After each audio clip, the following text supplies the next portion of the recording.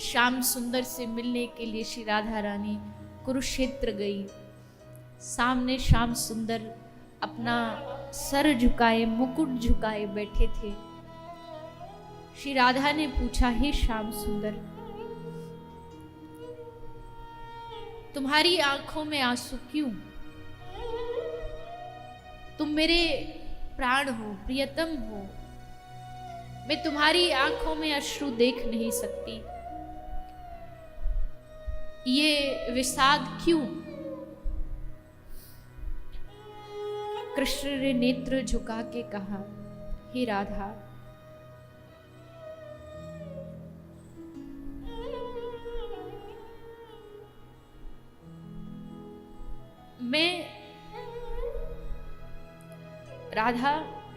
मैं तेरा अपराधी हूं। लोग भले मेरे यश का गुणगान करें, लोग भले कहे कृष्ण ये है, कृष्ण वो है, लेकिन मैं कृष्ण जानता हूं, मैंने अपराध किया, मैंने भूल की, और वो भूल थी तुम निष्ठुर, तुम प्रेमी ब्रजवासियों को छोड़ करके, निष्ठुर हृदय बना करके मैं ब्रज से आ गया, भाग करके आ गया। वो भी मैं इसलिए भागा, जब कोई व्यक्ति बहुत ऋण ले ले, कर्जा ले ले, और कर्जा लेने के बाद उसकी चुकाने की हिम्मत ना हो, तो वो वहां से भाग जाता है। मेरे बस का नहीं है। इन ब्रज के लोगों ने मुझे इतना प्रेम दिया कि मुझे लगा कि कृष्ण अब तू इनका ऋण उतार नहीं पाएगा, अब भाग जाए यहां से।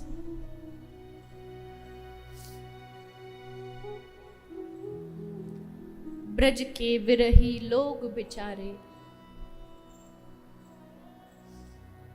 किसको जाके कहें अपने हृदय की व्यथा। कहां कमी थी हमारे प्रेम में जो कृष्ण छोड़ करके चला गया।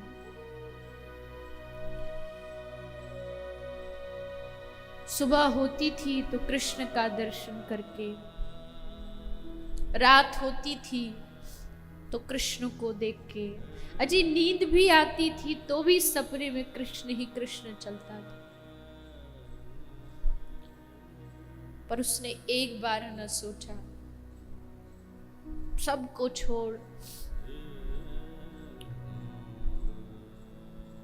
चला गया।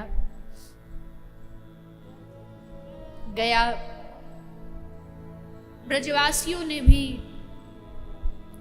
प्रतीक्षा में अपना जीवन बिता दिया। प्रतीक्षा करते करते करते कभी कभी कृष्ण से शिकायत नहीं की कि तू क्यों छोड़ करके गया। यही तो गोपी प्रेम है। लेकिन आज कृष्ण कह रहे हैं, हे राधा, मैंने अपराध किया, मुझे क्षमा कर दो।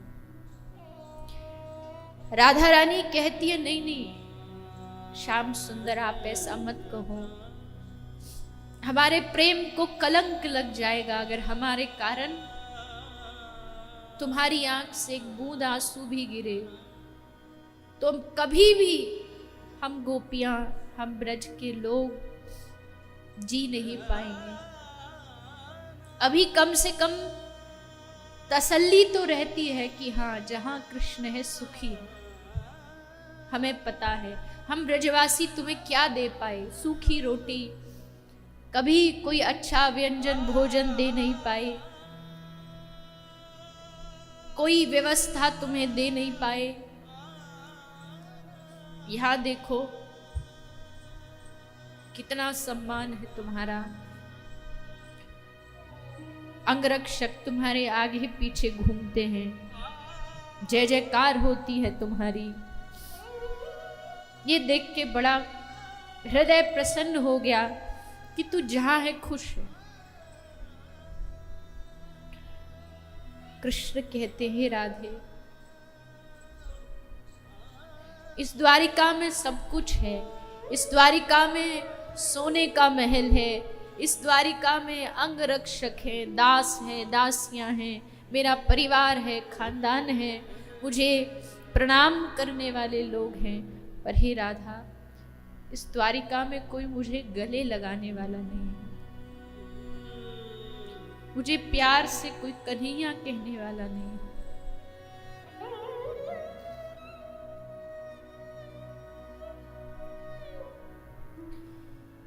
ये पूरा सुख झूठा है, सिर्फ दिखावे का सुख है। इसमें कहीं प्रेम नहीं। बाहर से दिखने में बहुत अच्छा है, लेकिन भीतर से खाली है। क्योंकि जहां प्रेम नहीं वहां क्या रस। और इस कन्हैया ने तो जीवन में बस प्रेम करना सीखा था। तुम ब्रजवासियों ने मुझे प्रेम करना सिखाया, लेकिन हे श्री राधे, तुम कुरुक्षेत्र तक तो आ गई हो, एक कृपा और कर दो, तुम द्वारिका चलो मेरे साथ। उस द्वारिका की धरती को भी पवित्र कर दो, एक बार अपने चरण वहां रखो और उसे पवित्र कर दो। राधा रानी रो पड़ी। नहीं श्याम सुंदर, जब मुझे पता लगा कि मुझे कुरुक्षेत्र जाना है, सारा ब्रज नाच उठा कि हम कन्हैया से मिलेंगे। 100 वर्ष बाद एक बार अपने कृष्ण की एक झलक देखेंगे। लेकिन जानते हो कृष्ण, मैं मन ही मन बहुत दुखी हो गई।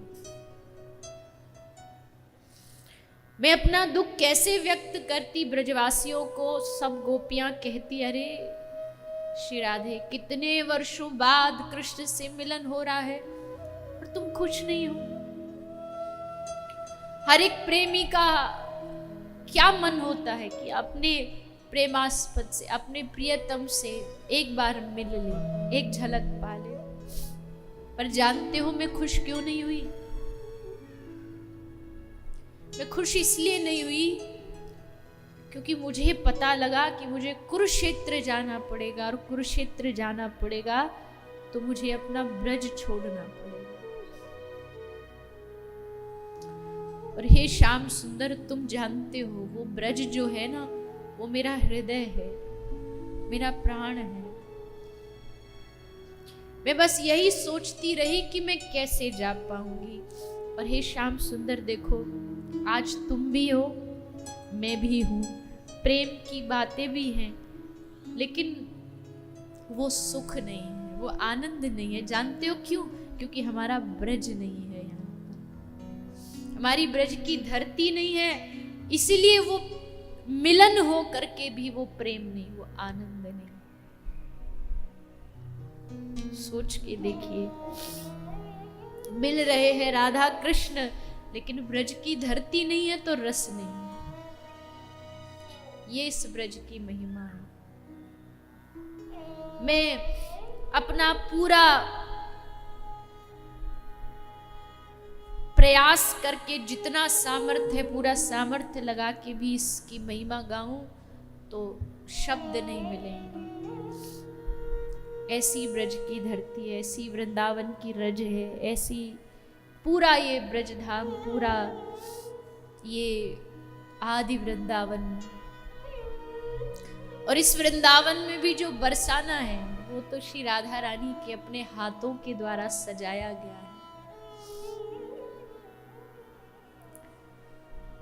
क्षमा करना, लेकिन थोड़ा सा देखो, तीर्थों में भौतिकता तो आई जाती है, समय अनुसार बिल्डिंगें बन जाती हैं, बहुत सारे लोग आने लगते, सब कुछ हो जाता है, लेकिन बरसाना आज भी वही है जो श्री राधा रानी ने सजाया था, बनाया था। गहवर वन आज भी वैसा ही है जो श्री राधा रानी ने एक एक वृक्ष वहां अपने हाथों से लगाए कि ये मेरा वन है, ये मेरा धाम है। और आज भी उस श्रीधाम बरसाना में श्री कृष्ण चारों ओर चहुं ओर देखता रहता है कि कौन श्री राधा रानी का आश्रित यहाँ आए और मैं उसकी सेवा करूं। श्याम दृष्टि ललचाही, ललचाता रहता है कि कौन ऐसा उनका प्रेमी आ जाए जिसकी मुझे सेवा का अवसर मिल जाए।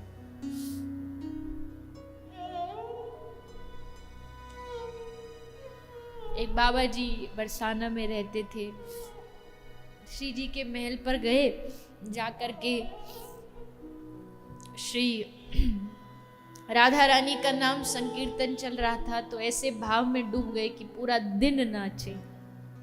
शरीर इतना नहीं था पर फिर भी पूरा दिन नाचे। शाम को कुटिया पर गए तो एक बालक आया, उसने आके कहा कि बाबा जी आप खूब नृत्य किए, आज थक गए होगे तो गुसाई जी ने, मैं गुसाई जी का नौकर हूँ, गुसाई जी ने मुझे भेजा कि जाकर के बाबा के पांव दबाया, बाबा थक गया होगा तो लाओ आपके चरण दबा देता हूँ। उसे चरण दबाए, बाबा की थकान उतरी। अगले दिन बाबा गए, गोसाई जी से कहा गोसाई जी आपका बहुत बहुत धन्यवाद, आपने अपना चाकर दास भेज दिया अपना बालक कि मेरे चरण दबा दे तो मेरी थकान उतर गई। तो गोसाई जी हंसने लगे, काय का चाकर काय का नौकर, अरे बाबा वो नौकर मेरा नहीं था, वो चाकर मेरा नहीं था, वो चाकर तो स्वयं श्री राधा रानी का चाकर था। वो स्वयं जो श्याम सुंदर राधा रानी का चाकर है वो आकर के तुम्हारे चरण दबा के चला गया। उसे लगा कि मेरी श्री राधा रानी के सामने बाबा नृत्य किए थक गए होंगे तो श्याम सुंदर जा जा करके ऐसे श्री राधा रानी के जो आश्रित होते उनकी सेवा में लग जाते हैं। ऐसा ये धाम है श्री राधा रानी का निज धाम। पर उस धाम से प्रेम तभी होगा जब प्रेमियों का संग करोगे, वो करा देंगे तुम्हें उससे प्रेम। न चाह करके भी जबरन तुम्हारा उससे ऐसा रिश्ता जोड़ देंगे कि तुम लाख कोशिश करो कि सारी दुनिया में ही भगवान है, कोई अकेले उसी जगह थोड़ी है। कितना भी तुम प्रवचन दे लो इस बात का, लेकिन जब प्रेमी तुम्हें उस धाम का रंग लगवाएंगे ना तो तुम ये नहीं कह पाओगे कि सब जगह एक ही है। एक जगह मानते हैं हम, लेकिन धाम में जो रस है स्वयं राधा रानी कह रही हैं वो वहां नहीं मिला उन्हें जो इस धाम में मिला। इसलिए श्री कृष्ण ने इस धाम को चुना आने के लिए। एक बार अर्जुन ने पूछा कृष्ण से, और जरा अकड़ से पूछा। आदि पुराण की कथा है, अकड़ से पूछा थोड़ा सा कि आप ये गोपियों की बड़ी प्रशंसा करते रहते हो। तो श्री कृष्ण ने बड़े क्रोध में आके अर्जुन को कहा, निजांगमपि या गोप्यो ममेति समुपासते ताभ्यः परम न मे पार्थ निगूढ़ प्रेम भाजनम। खबरदार अगर तुमने गोपी के बारे में कुछ कहा तो अरे पार्थ, अरे अर्जुन, तू गोपी की चरण धूल लेने के भी योग्य नहीं है। श्री कृष्ण ने अर्जुन को कहा है।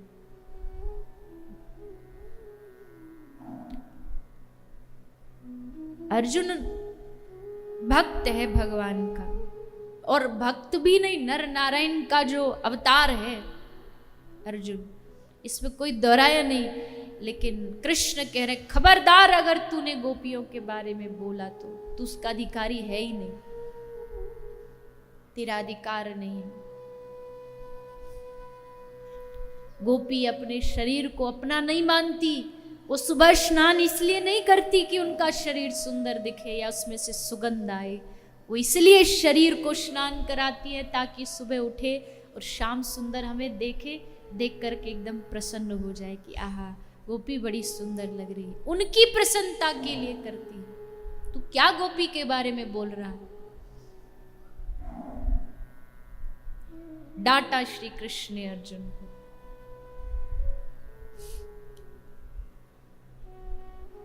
हम उन गोपियों की परंपरा का निर्वहन करते हैं जो श्री कृष्ण जिनके विरुद्ध एक लफ्ज नहीं सुन सकते। फिर लोग कहते हैं कि आप कथा में ये सब क्यों बोलती हो, ये सब गोपी ओपी की इतनी बातें क्यों करती हो, कृष्ण अर्जुन की गाथा बताओ, युद्ध की गाथा बताओ। अरे तुम बताओ, तुमको किसने रोका है?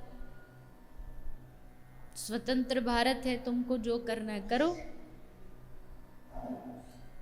तुमको कभी रोका हो कि नहीं? तुम नहीं कह सकते, तुम कहो जितना तुम कह सकते हो। हमें तो बस ये गोपियों का प्रेम बहाता है, इसलिए वो बोलते हैं। श्याम सुंदर की संबंधी जो कामना वही गोपी करती है, सकाम प्रेम नहीं करती गोपी। मान लीजिए कोई व्यक्ति आप जिनसे प्रेम करते हो आपकी तरफ आ रहा और वहां से आपको देखता देखता आ रहा हो, लेकिन आपके पास जैसे आए तो नजर घुमा के निकल जाए, तो अगर सकाम प्रेम होगा तो इसी में आपका मुंह बन जाएगा। हमको पागल समझते, वहां से तो देखते आ रहे थे, यहाँ आते ही हमको देखा तक नहीं, हमको प्रणाम तक नहीं किया, हमारी तरफ देख करके मुस्कुराए नहीं। मुझे तो पता ही था प्यार व्यार कुछ नहीं है, सब ढोंग है, सब ऐसा है, सब वैसा है। ये होता है संसारिक प्रेम। यही गोपी होंगी निष्काम भाव से तो मालूम है क्या बोलेंगी, उनका प्रेम और बढ़ जाएगा इस बात को देख करके। क्यों बढ़ जाएगा? वो क्या बोलेंगी कि देखो उधर से तो हमको देखते आ रहे थे, पर यहाँ जैसे हमारे पास आया तो संकोच के कारण हमसे नजरें हटा ली, संकोच के कारण उधर देखने लगा। वाह वाह, ऐसी अदा पर वारी जा, देख भी नहीं पा रहा, हमको इतना प्रेम है। अब यही फर्क होता है सकाम प्रेम में और गोपी प्रेम में। सकामी होए तो बस प्रेमिका के दुश्मन है, ये तो हमारे देख भी नहीं सकते हमें। मुझे क्या देखो, जाओ आज से हम तुम्हें ही नहीं देखेंगे। लेकिन गोपी इसमें खुश हो जाए, कृत्य कृत्य हो जाएगी, इसी भाव को अपने हृदय में बिठा ले कि आहा देखो कितना कितना संकोच करते प्रेम करने में कि नजरे घुमा ली, देख नहीं पाए। तो ये है हमारे ब्रज की परंपरा। इस परंपरा में अगर हमें भगवान ने जोड़ा है, डुबाए, तो क्यों हम इससे भटके, क्यों जाए हम दूसरी ओर, क्यों जाए हम युद्ध भूमि की ओर, जब हमारी इस ब्रज की धरती पर श्री कृष्ण की लीलाओं की अद्भुत रस चर्चा है, तो क्यों जाए हम उस ओर।